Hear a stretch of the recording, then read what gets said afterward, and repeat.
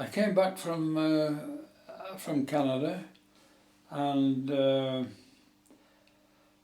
from my next brushing up, if you like, of squadron flying, I was supposed to do a squadron in Cornwall, and we flew over France and Germany from there. And other times you'd be flying from in the south of England, where my squadron was based anyway. So when this was it about 1941 you were sent on raids over France? Yeah. What did you have to do during these raids? Just patrol. Just patrol and make sure the Luftwaffe weren't coming?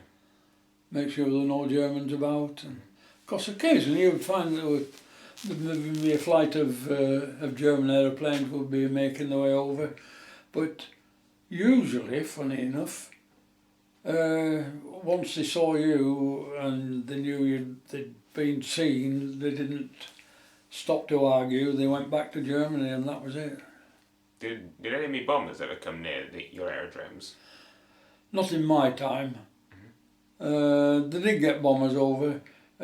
Sometimes you would find a flight of perhaps 2 or 4 aeroplanes would come over, but they never stopped on attacking or anything like that. Once they knew that you were there, that was it. They went back to their own base in Germany or France, Holland. So I think I heard something about you being sent to Malta. I was in Malta, yeah. So how did you come to be sent to Malta? Volunteer. Right. I hadn't long been on a squadron. I'd done my basic flying, and then the main flying duties. I was sent to a squadron down in Cornwall. I heard that they wanted pilots in. I hadn't been on long, funnily enough, on there. Less than double hours, you know. And I saw the CO and said I'd like to go to Malta, and I was on my way in no time. What drew you to Malta? I went to Malta, yeah. No, what drew you there? What made you want to go? Action. Young and daft. So what was the weather like when you got there? Just let me think. It was just beginning to get to longer days, if you like. There were short days, even in Malta, you see. Would you say it was late 1941 you were sent? Oh, sorry, you were thinking about the time. Yes. Yeah. End of 1941. Okay. So was it quite cold when you went there at the time? It was quite cold, yeah. How many planes were there at your squadron on Malta? Was it the same as in 12. England? The flight was 4 and squadron was 12, and we used to go over from Malta over to Sicily, try and get the Germans to come up so you could fight them and get rid of them. Did they ever come up? They never stopped up. Were you ever asked to attack them on the ground? Yeah. Yeah, but that would mainly be 2 aeroplanes. It wouldn't be a big flight. And I would go over with an experienced pilot. Soon after I went there, a chap who'd had plenty of experience from Malta, and he took me over there as his number 2, and we went looking for danger over there, for trouble over there. Did you find any? Yeah. Yeah, the Germans knew too. They were all, like, I remember one occasion where they were all, not all, but a lot of them were serenading themselves in the sun on the aerodrome, and when they saw us coming over, someone must have warned them, and when they knew we were coming over, they made a beeline quickly for the aerodrome buildings to get out of the way. Did you see any of this action you wanted then? No, we didn't get aeroplanes up, funnily enough, on flights like that. Very rarely. But I have been over to Sicily when aeroplanes have come up, but not on manoeuvres like I've just mentioned. So, so how were you sent to Malta? Were you sent on a ship? Sorry, how? Were you sent to Malta on a ship? Was I sent to Malta? Yeah. I went on a ship, yeah. Yeah. Some flew out, but quite a number of us went out on a ship as far as Gibraltar. And then from there we were flown across to Malta. So were you flown across in a bomber then? Well, yes, you could call them bombers, yes. Yeah, you went by sea to Gibraltar and then they'd send 4 or 5 of you across to Malta in a bomber type. Were the planes already there when you arrived then? Were the Spitfires already there when you arrived? When we arrived there, yeah. A lot of Spitfires were taken on aircraft carriers. And then they would fly maybe 12 aeroplanes off an aircraft carrier, and that was it. So were you sent in a convoy of ships to Gibraltar? It varied. It varied. Sometimes it was a convoy of ships. Other times, a big ship would take you out, and it would be capable of going pretty fast. Did Malta get regularly attacked?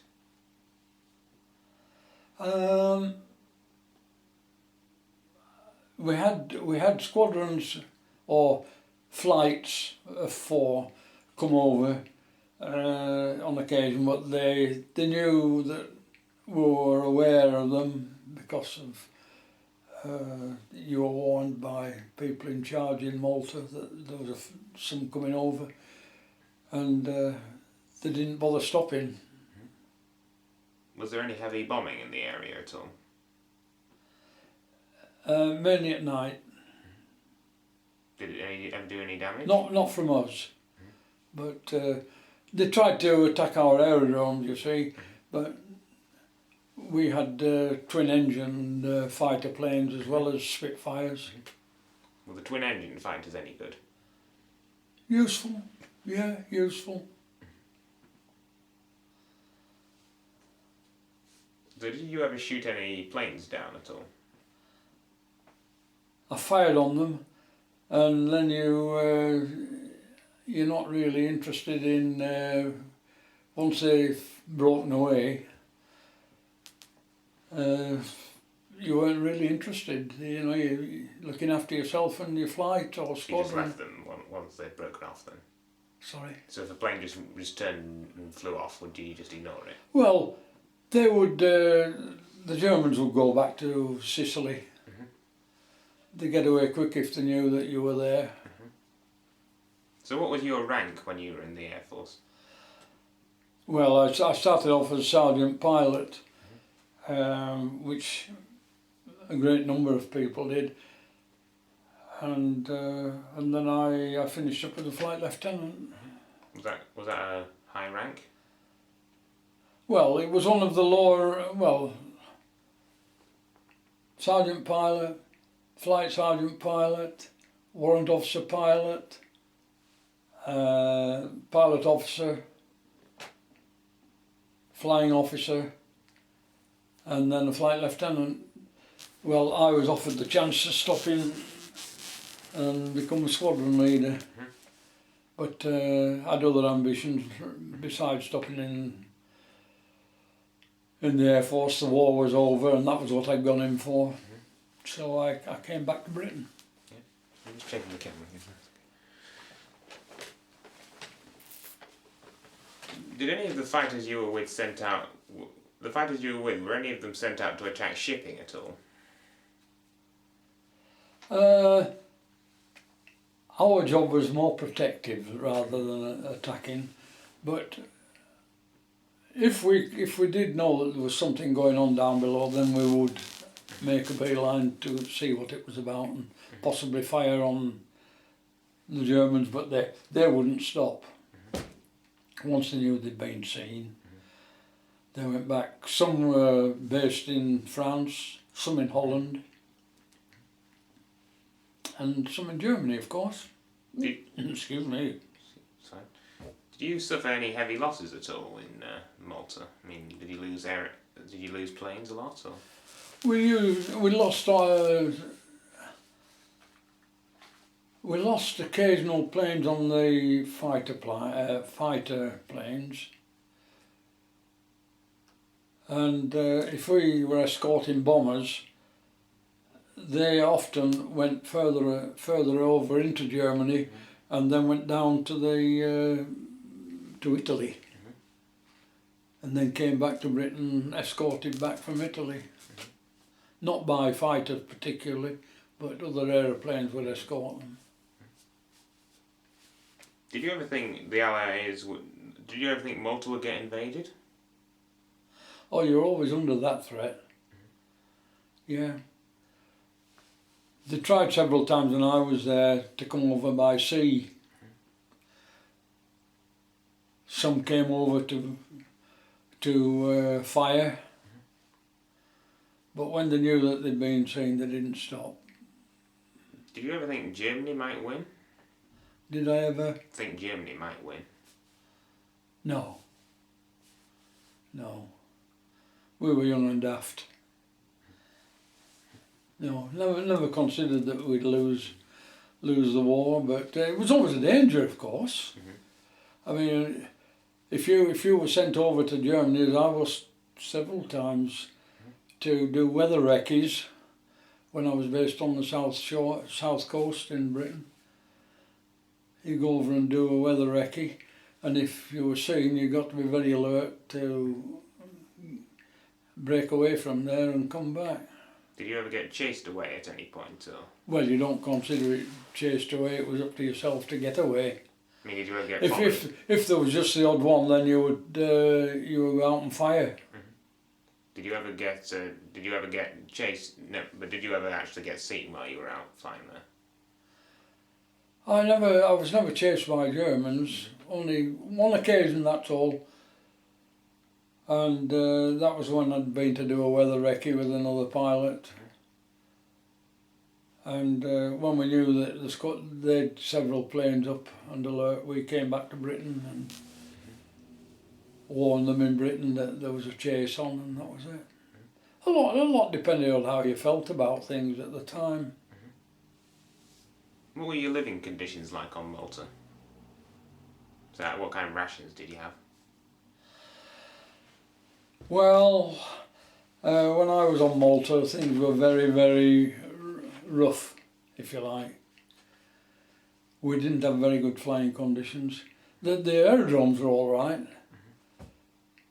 but the living conditions as such, they were very basic.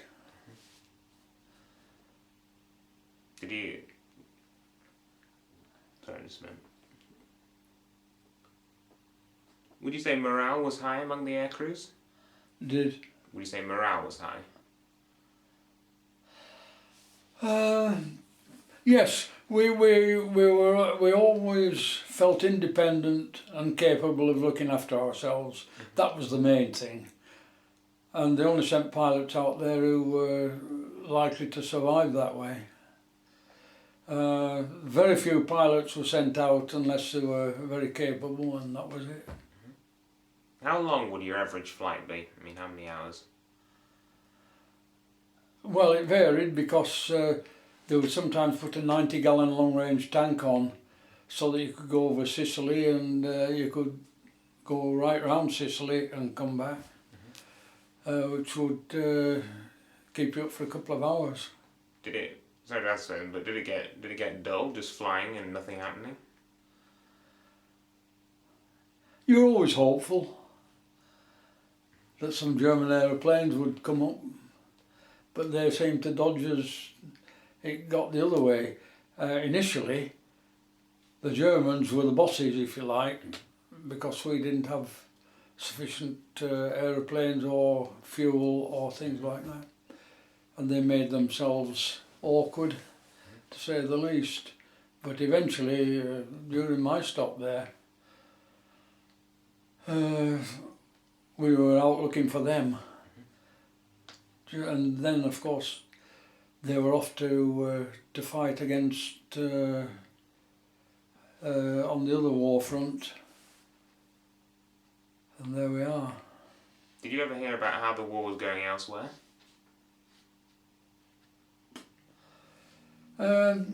Well, they did produce small newspapers, if you like, and they put things in there. But they weren't newspapers as we knew them. They were only just reflecting on what was going on. I mean, did you hear about things like El Alamein in North Africa? El Alamein? Yes, I was back down in Cairo then. Really? I'd been back to Britain and then I was posted out to Cairo, and we had to start off at El Alamein and defend along that coastline, and there we are. So when were you sent away from Malta then? I managed to stop there for 8 months, but usually it was a 6-month course, sometimes 5. If they'd had a lot of activity, it would be a 5-month stop there. 6 months would be the norm, but just about the time that I was flying there, it came up to 8 months. What was the longest flight you ever did? Oh,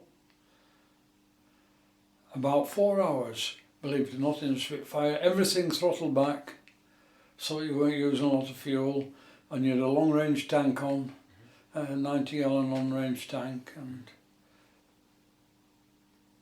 you were getting very close to needing fuel by the time you'd done a long flight.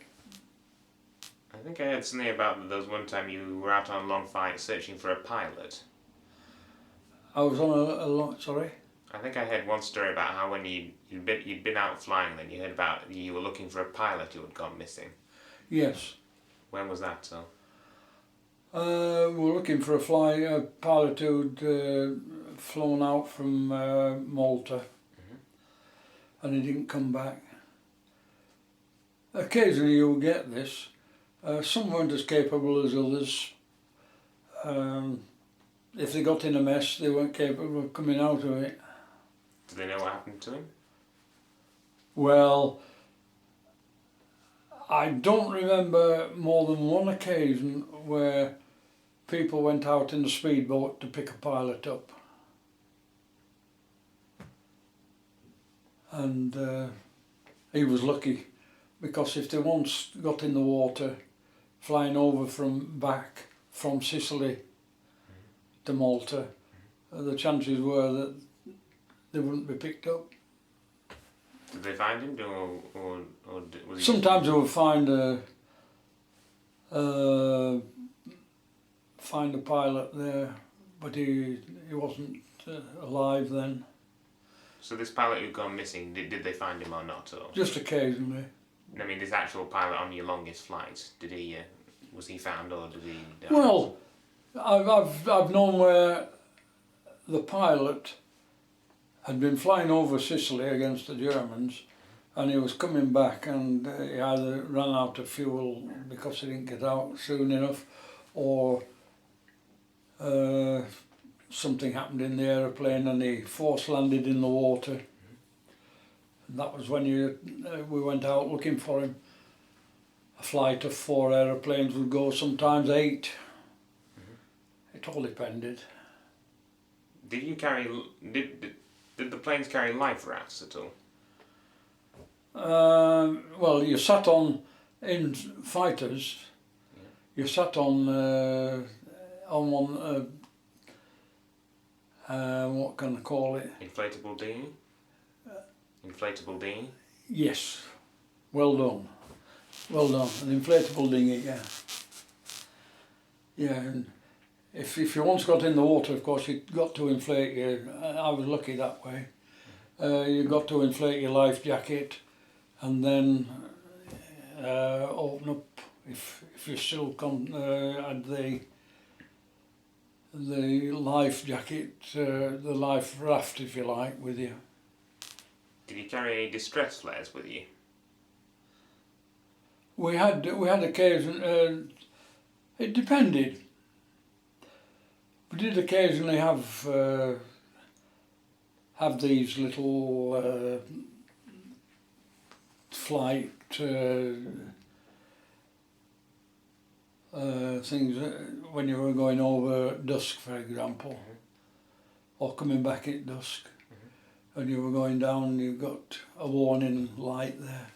So, if you were bailing out and you were over water, how would you get the dinghy out from under your seat? Would you have to just pull it out, or? Well, if your engine packed up when you're flying between Malta and Sicily, I was lucky.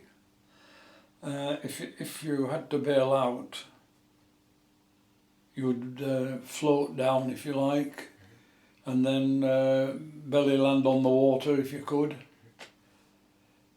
and then use the seat that they had in the aeroplane, which opened out. Yeah. If you were lucky, you were picked up. Yeah. And if you weren't, that was the end of the story. There were one or two like that. Some I knew from squadrons on the unit I was on. They would come down and they'd lost their ability to get back because the life raft, if you like, or lifeboat that they were carrying, they just didn't survive. Let's just take it again. Do you ever have to attack ground targets at all? Yeah. What sort of targets were these? Or? Often it was aerodromes over in France, and over in.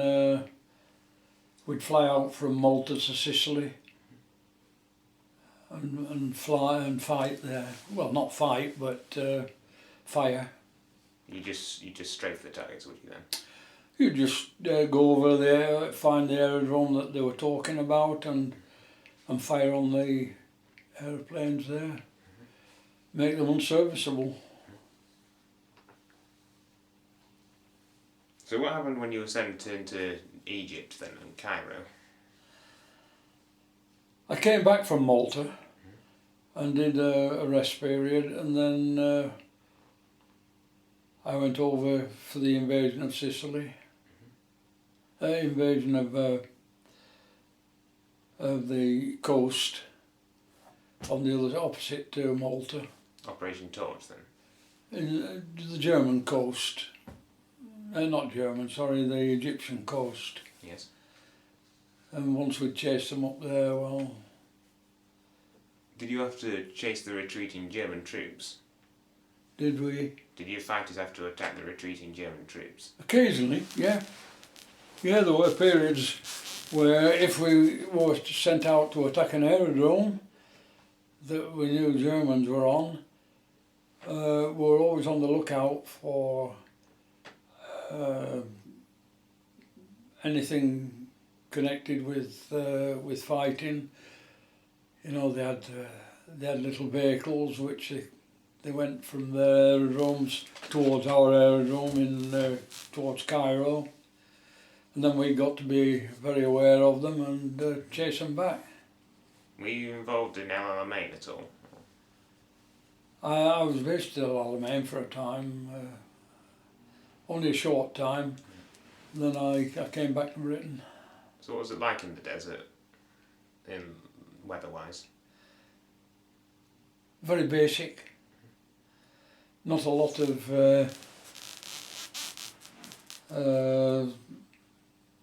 things that you could look to in way of food or anything like that. Very basic. Was it very hot in the desert? It was warm, but at the time I was there it wasn't bad. I went over there at the end of the year, and I came back here around once we'd got the Germans on the move. I came back here about 8 months later.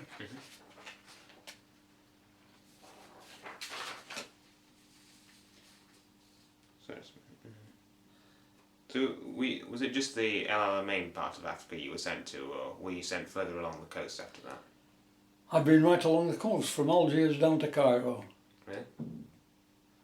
And then when I came back from Malta, you didn't come back in the whole flight. You were just right, your tour's up, and they'd send you across to Algiers, and then across to the coast, and you'd come back from there round over the water so the Germans didn't catch you, and you'd come back and land in Britain. But that was part of a larger aeroplane. Were you involved in the Tunisian campaign? In the Tunisian campaign? Yeah, were you involved in that? Part of the time, yeah. What was your fight out? What did you fighters have to do there? Well, it was only more or less what you'd been doing all along. Just the regular patrols trying to get That's the Germans right. to come up. You got warning that there were Germans there, and you had to go off. And I mean, I've done flights from the south of England where they wanted to know what the weather was like over in France prior to sending a whole squadron out. And two of us would go out, have a number 2 with me, and then we'd come back to Britain. Were the Spitfires ever given bombs at all, or just? Yeah, carried bombs on Spitfires. What do you use them for? Just attacking aerodromes, mainly. Not for things like tanks or trucks, then. Not like. Not attacking tanks or trucks, then. Well, if you saw any, yes. If you saw any, you were allowed to drop. But it varied. I mean, I did a spell as well up in where can I put it? Around Algiers.